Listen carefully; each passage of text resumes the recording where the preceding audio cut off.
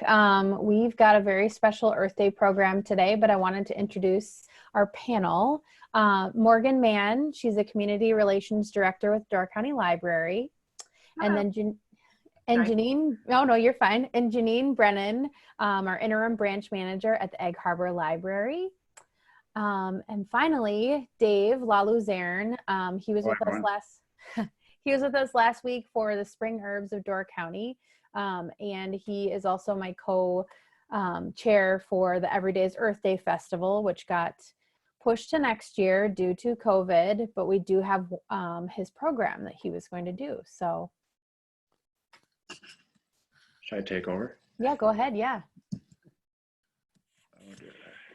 Hello folks, I'm out here today on the shores of Lake Michigan. Kind of a beautiful day, but a little chilly for spring, wouldn't you say? I'd like to walk along the beach here, and I was thinking about climate change a lot lately, and I have been wondering what kind of effects climate change will have on health for the United States, around the world for that matter. And so I did a little searching and put together this presentation. Ed Maybach, a professor at George Mason University who studies climate change and public health, recently said that we are certainly underreacting to climate change because it is a potentially catastrophic health threat that is likely to greatly harm human health and well-being for many generations to come. Climate change has long been seen as an approaching risk, one that will only affect people sometime in the future. A little less than half of Americans believe that climate change is harming US residents right now. Despite recent devastating wildfires in California and Australia and rapid ice melt at the poles, the framing of climate change as a long-term problem relegates it to back of mind for many. So my intention is to present some of the ways that climate change is affecting our health already and will affect our health in the future. Climate change is predicted to significantly reduce water access and increase flooding, which elevates the risk of water-related diseases and floods. Floods are one of the deadliest weather-related hazards in the US, second only to heat. These are some, this is an interesting series of maps, spring flood risk potential. This is put out by the National Oceanic and Atmospheric Administration to show what are the flood risks in the coming spring. And the map starts with 2015. This is 2016, 2017, 2018,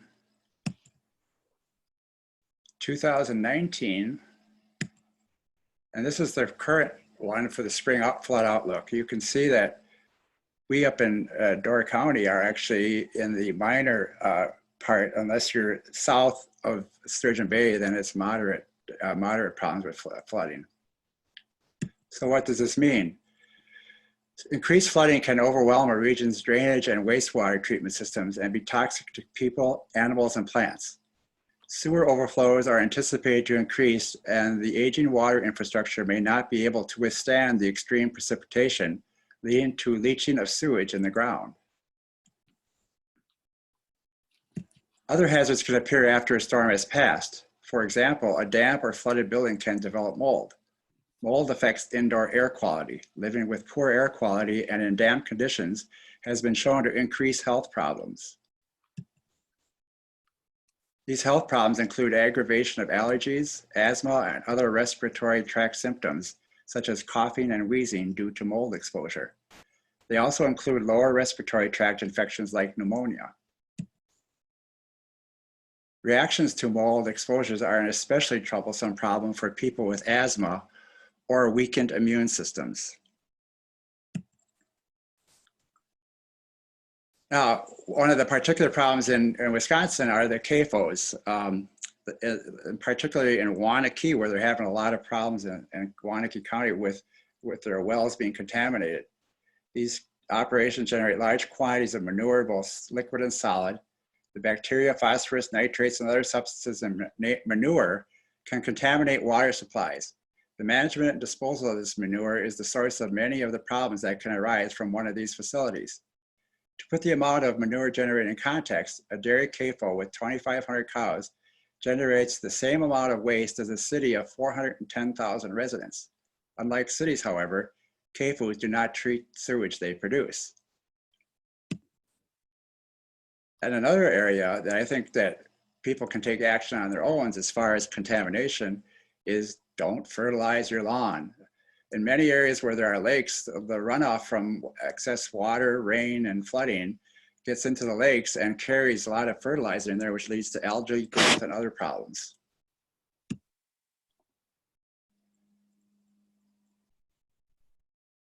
course, the other part of that is the drought. People living in other end of that spectrum, I should say, is the drought. People living in drought conditions may be more likely to encounter certain dangerous situations. These can range from dust storms to flash floods. Wildfires associated with drought conditions greatly reduce air quality. This poor air quality affects people's health in a number of ways. Wildfire smoke exposure increases respiratory and cardiovascular hospitalizations and medical visits to lung illnesses. It also increases the need for treatments for asthma, bronchitis, and other breathing problems. The frequency of wildfires is expected to increase as drought conditions become more prevalent. So that kind of brings us to the whole issue of air quality.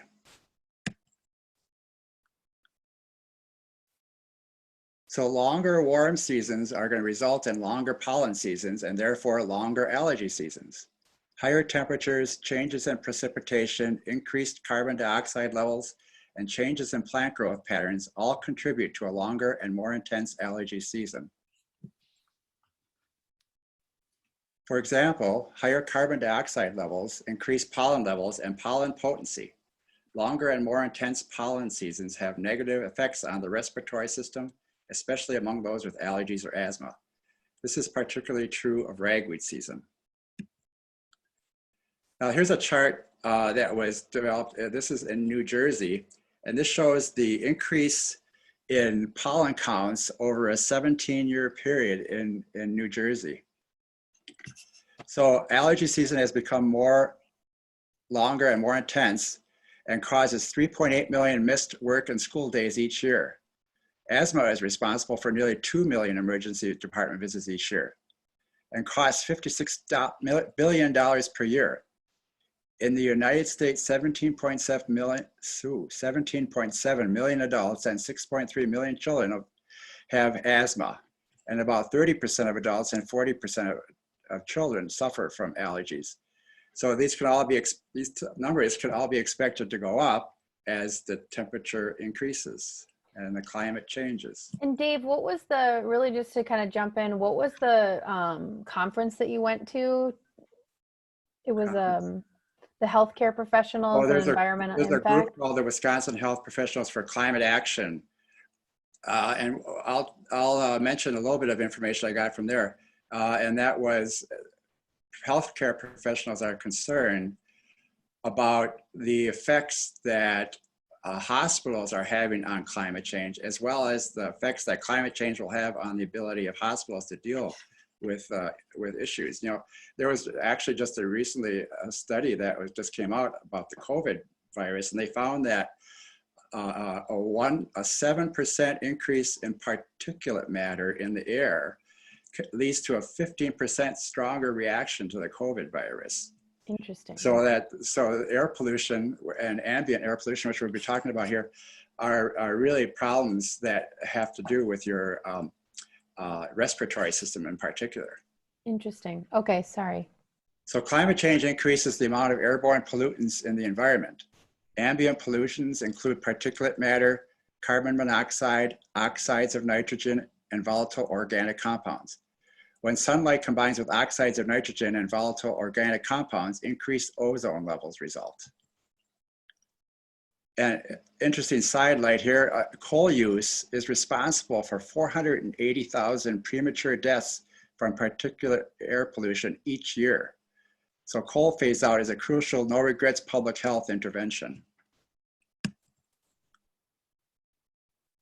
So ground level ozone, a key component of smog, is associated with many health problems, including diminished lung function, increased hospital admissions and emergency department visits for asthma, and increases in premature deaths. In addition to asthma, it is important to note that these exposures are associated with adverse cardiovascular effects.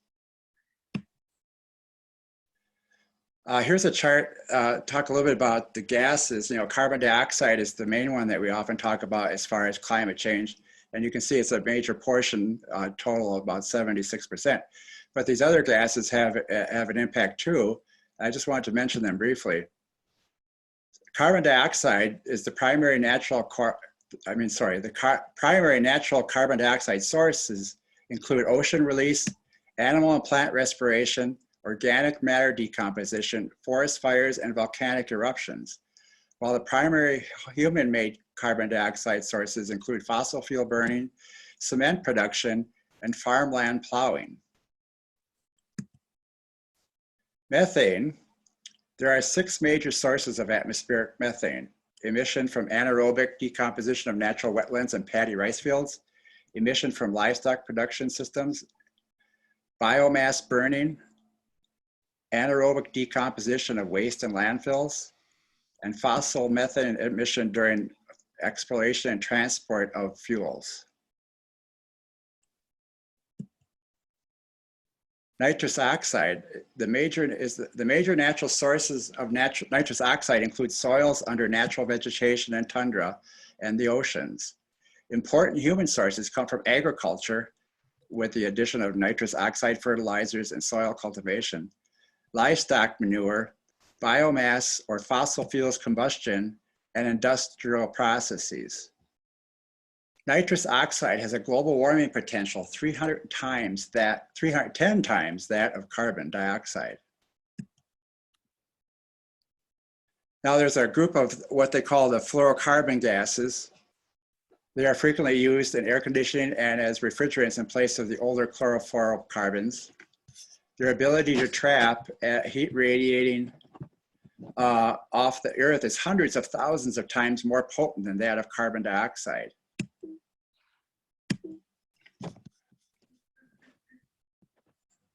You can take a picture of me? I'm I seem to have stalled here for a moment. This happened last time. I think this is my computer's fault, not the internet's fault.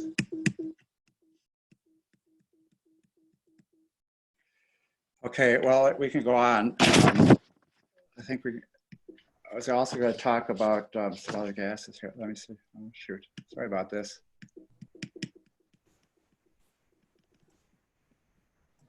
There you go. There we go. Yeah. Just Okay, making sorry. an angry noise. So perfluorocarbons are extremely powerful greenhouse gases with very long atmospheric lifetimes. The release of man-made perfluorocarbons is on the rise due to increasing aluminum and semiconductor chip manufacture.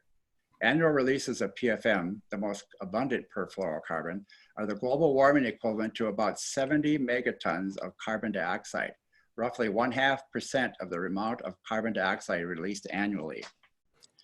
Interestingly, PFCs are used to improve microcirculatory oxygen delivery for treatments of reduced blood flow in tissues, such as in conditions like stroke, heart attacks, burns, and with decreased blood flow to arms and legs. So it's actually used medicinally. Sulfohexafluoride is used in the electrical industry as a gaseous dielectric medium for high voltage circuit breakers, switchgear, and often replacing oil and circuit breakers that contain harmful PCBs. It is also used as a contrast agent for ultrasound imaging. Sulfur hexafluoride microbubbles are administered in solution through injection into a peripheral vein. These microbubbles enhance the visibility of blood vessels to ultrasound. It remains visible in the blood for 3 to 8 minutes, and then it is exhaled in the lungs.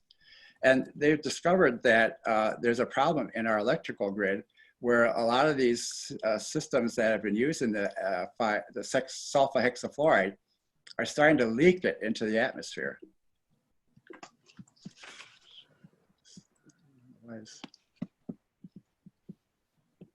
Sorry about this, I'm having issues again. All right. Interestingly enough, anesthetic gases are also a problem. Worldwide yearly sales of inhaled anesthetics total in the millions of liters. A busy mid-sized human hospital in the US might purchase about 1,000 liters of inhaled anesthetics each year. This could yield the equivalent emissions of up to 1,200 passenger cars each year from a single mid-sized hospital.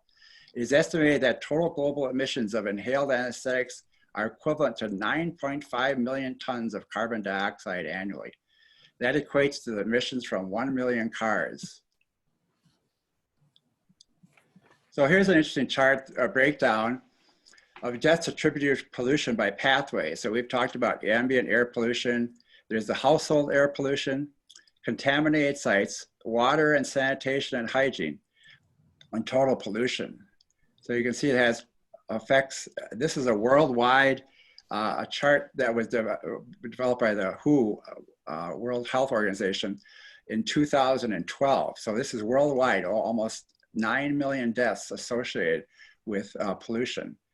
And that's due to diarrhea, stroke,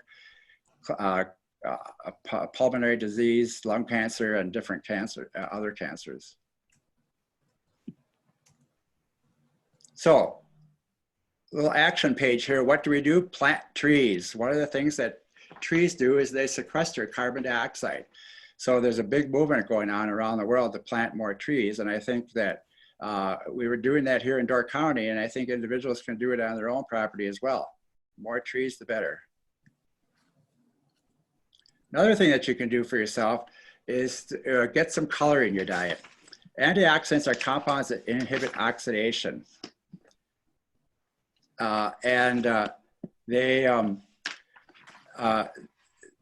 Interestingly enough, that almost invariably the same chemicals that are antioxidant action are the same ones, the chemicals that give the fruits and flowers their color. So oxidation is a chemical reaction that can produce free radicals, thereby leading to chain reactions that may damage the cells of the body. So what are sources of free radicals? Smoking. There are dietary sources like rancid fats and excess carbohydrates. Environmental toxins like pesticides, solvents, polyaromatic hydrocarbons, heavy metals like arsenic and iron. Medications like acetaminophen, which is Tylenol, cancer chemotherapy, ionizing radiation like ultraviolet, X-rays and radon, and air pollutants like carbon monoxide, nitrogen dioxide, and ozone. So the idea here is to get more color, more fruits and vegetables into your diet to counteract the effects of these free radicals that you can be inhaling or drinking in your water, basically. So extreme heat events can trigger a variety of heat stress conditions such as heat stroke. Heat stroke is the most serious heat-related disorder. It occurs when the body becomes unable to control its temperature. Body temperature rises rapidly, the sweating mechanism fails, and the body cannot cool down. This condition can cause death or permanent disability if emergency treatment is not given. Small children, the elderly, and certain other groups, including people with chronic diseases, low-income populations, and outdoor workers have higher risks for heat-related illness. Now here's an interesting map. It was the observed US temperature change from 1991 to 2012. And as you can see, there's been a lot of changes. And if you look at the map, Door County is right there at the top of the list, if you will, for increased temperature changes. What this is doing is it's causing, as we'll see in a few moments, it's causing the expansion of the range of various insects, among other things.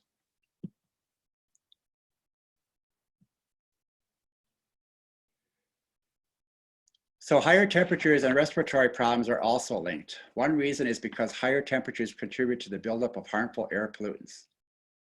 Many cities across the United States, including St. Louis, Philadelphia, Chicago, and Cincinnati, have seen large increases in death rates during heat waves. So here's an action plan, perhaps, for helping to deal with the effects, with the heating effects. and that is to use cooling plants. And as you can see, I have up there, I have hibiscus, the red flower, and lemons, and watermelon, and cucumbers, and borage. And all those, I mean, I love hibiscus as a drink. I make like a lemonade type drink with hibiscus flowers, and it's just delicious. And of course, eating the watermelon and the cucumbers, all these things will help to cool you down a little bit. They're considered cooling plants, cooling herbs, and that can help to deal with the effects of excessive heat.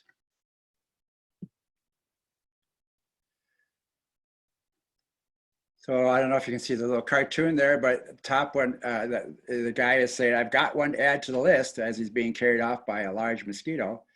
And the other scientist is writing down the negative effects of climate change. So it all has to do with what we call vector-borne disease. One way climate change might affect human health is by increasing the risk of vector-borne diseases. A vector is any organism such as fleas, ticks, or mosquitoes that can transmit a pathogen or infectious agent from one host to another.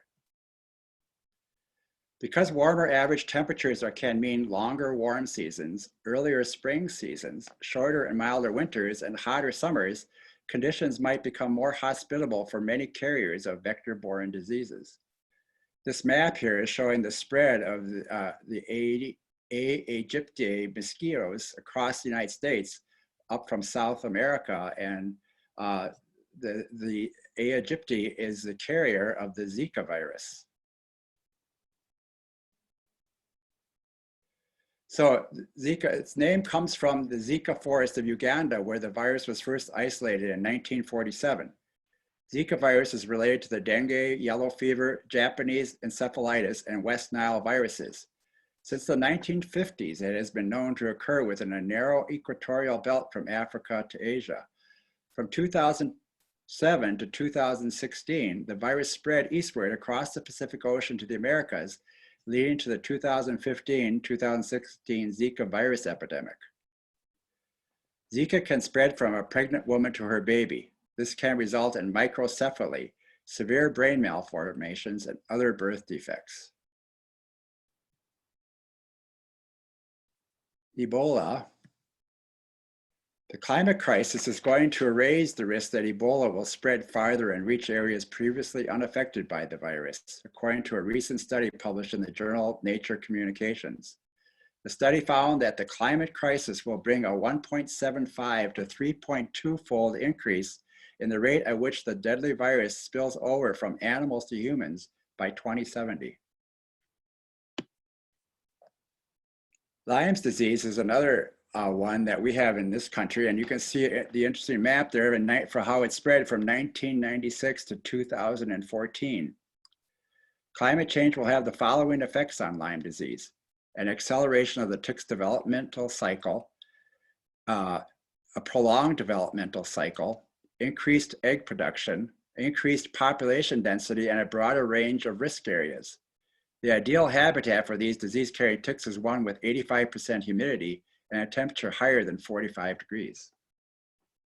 I've already had experience with the Lyme's disease and ended up in the hospital. Actually, I wouldn't recommend tackling it too readily. Well, and I think that the ticks are just out a lot earlier now than they have been too, just given the warmer temperatures, that it just elongates the season. Exactly. So that's part of the problem. You know, that's what's happening with the climate change issues. Mm-hmm. Not surprisingly, wildfires, heavy rainfall, flooding, and windstorms increase stress and anxiety. When the weather feels unpredictable and out of control, people's mental health suffers. Many people exposed to climate-related or weather-related disasters experience stress and serious mental health consequences, including PTSD, or post-traumatic stress disorder, depression, general anxiety, substance abuse, and strains on social relationships. Specific groups of people are at higher risk for distress and other adverse mental health consequences from exposure to climate or weather-related disasters.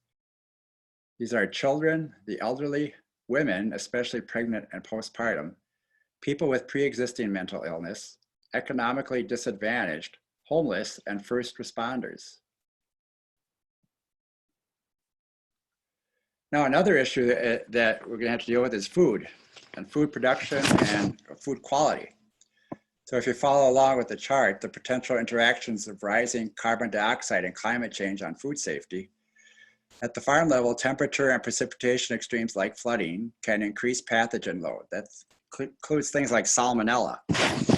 Climate can also alter weed, insect, and fungal populations and increase pesticide use. Rising carbon dioxide can directly influence nutritional contents of food. Warmer temperatures can result in greater food spoilage. And then extreme climate events can disrupt food distribution. So getting the food from farm to the table can become more of a problem. So climate change is expected to lead to increased bacterial, viral, and pathogenic contamination of water and food by altering the features of survival and transmission patterns through changing weather characteristics such as temperature and humidity. Climate change can disrupt food availability, reduce access to food, and affect food quality. For example, projected increases in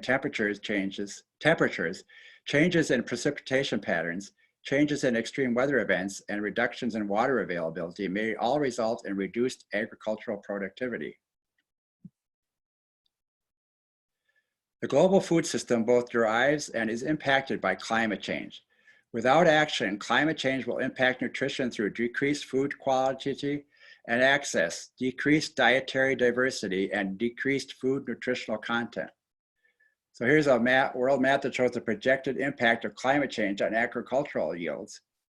And if you note, the area that we live in the upper Midwest actually should see an increase in agricultural yields as you go further north, because again, partly because of temperature change and also because of the way water is going to be distributed around the planet. A particular problem that we need to deal with in this country is food waste. 40% of all food produced in the US is wasted. $1 billion is the amount spent yearly to dispose of food waste. $161.6 billion is the estimated value of the lost food using retail prices. And 141 trillion calories are the estimated calories associated with food loss in 2010, or 1,249 calories per capita per day. And this is astounding when you consider that there's 40.9 million people in this US are food insecure. 12.4 million adults live in houses with very low food security, etc. So we really need to address this issue. And I think one of the ways that we can do that is through composting. I'm a big advocate. First of all, reducing food waste by 50% by 2050 could avoid emission of 26.2 gigatons of carbon dioxide into the atmosphere. Reducing waste would also avoid deforestation for additional farmland, preventing 44.4 gigatons of additional emissions. So it's really an important step to take, especially in this country, to reduce our food waste. Now, composting is a good way to do that. Increased composting could avoid methane emissions from landfills equivalent to 2.3 gigatons of CO2 by 2050. And there are many different ways you can compost. You can have a more formal setup like one of these where they have 2 or 3 bins together. Or you could buy one of these barrels that are available now for composting. Or you can just do a simple pile like a lot of people do. That's the old-fashioned way, right? Well, and Dave, so the thing is like with composting, you're breaking the food down in the proper way, so it's not really releasing those harmful gases. Right, because when you dump food into the landfill, it does not degrade the same way. As far as what it does, it releases a lot of methane gas, and methane is actually worse than carbon dioxide as far as the effects on temperature. So composting is a really important thing that everybody can do to help to deal with the climate change issues. So finally, I just want to talk briefly about something that we need to think about too, and it's environmental justice. Environmental justice is the fair treatment and meaningful involvement of all people, regardless of race, color, national origin, or income, with respect to the development, implementation, and enforcement of environmental laws, regulations, and policy. The term environmental justice acknowledges the racial and economic disparities among communities bearing disproportionate environmental costs, like more lead, particulate air pollution, ozone smog, and other health hazards in the places people live, work, and play. All communities need tools to help them prepare for, respond to, and cope with the impacts of these and other environmental issues. This includes addressing climate change, which exacerbates risk for vulnerable populations like low-income populations and communities of color.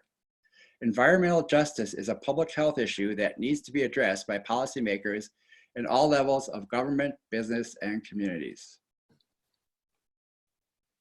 So, environmental racism is nothing new. Race is the most significant predictor of a person living near contaminated air, water, or soil. 56% of the population near toxic waste sites are people of color. People of color have 38% higher nitrogen dioxide exposure, are 2 times more likely to live without potable water and modern sanitation, and have seen 95% of their claims against polluters denied by the EPA. During 2016, asthma affected 15.7% of African American children and 12.9% of children of Puerto Rican descent, while it affected 7.1% of white children. As a result of ozone increases from natural gas emissions, African American children are burdened by 138,000 asthma attacks and 101,000 lost school days each year. Out of the 500,000 total school days missed in association with ozone smog from natural gas industry pollution each year, African American children carry 20.2% of the burden, while making up only 13% of the US population. And for every dollar spent on national and state level environmental health programs, $71 in asthma-related expenditures is saved. So we need to work on that issue very much. So here's a list of the different illnesses that could be affected by climate change: asthma, allergies, weakened immune function, emphysema, bronchitis, diminished lung function for any reason, cardiovascular disease, depression, anxiety, poor nutrition.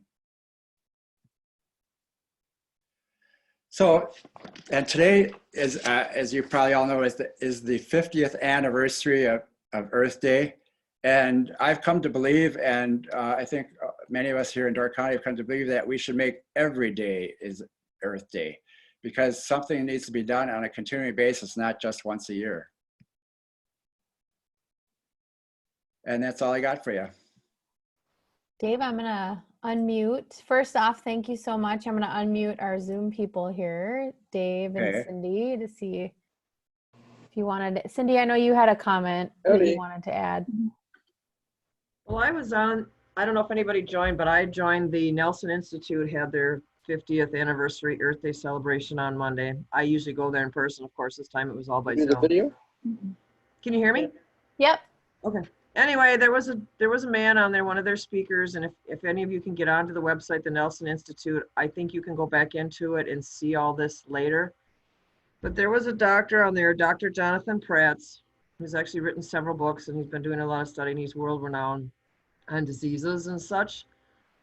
And his talk about the COVID and Zika and dengue fever and yellow fever and all these diseases are coming because we are destroying our rainforests and so much of our habitat. But his speech was rather alarming. I know we don't really need any more alarming, but I really encourage people to see if you can find the speech from Dr. Jonathan Prats with the Nelson Institute Earth Day.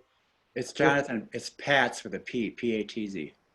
No, it's P-R-A-T-Z, I believe. Prats, but anyway, Prats, yeah. Or Pats, he was, I mean, it's, like I say, it's very disheartening, but it's also very eye-opening, and it's a very great learning experience. So I highly encourage all of you to see it, because, I mean, this COVID thing, according to him, is really just basically the start. and it's only going to get worse as our climate situation gets worse. So are the diseases and everything else. So I wish our legislators would wake up and smell the coffee here, because we're running out of time. Thanks, Cindy. Dave, also, what was the name of the professional group that the conference? It was the Wisconsin Health Professionals for Climate Action, and Jonathan Patz is one of the founding members of that group. So Oh, okay. he was at that conference that you were mentioning earlier that I went to. Great. And then Dave, can you talk a little bit about the Climate Change Coalition for Door County that you're associated with? Okay, the Climate Change Coalition has been around since 2006, I believe, and are a group of activists around climate change issue. And primarily what we've been doing is educational efforts and outreach to the community.